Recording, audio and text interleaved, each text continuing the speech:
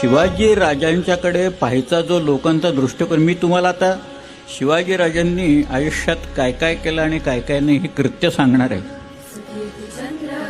कदाचित काटा येईल तुमच्या अंगावर, कदाचित लोक म्हणतील हे थापा मारतायत वगैरे, पण मी तुम्हाला ते कुठे तेही सांगतो सगळं, कारण लोकांनी ते लपवलेलं आहे, दडपून ठेवलेलं आहे. सहजासहजी लोक सांगत नाहीत, कारण त्यांच्या मनात असलेली आणि लोकांच्या समोर जावी अशी शिवाजी महाराजांची प्रतिमा, आणि मग त्या प्रतिमेला काही ना काहीतरी होईल म्हणून लोक सांगत नाहीत ते काही.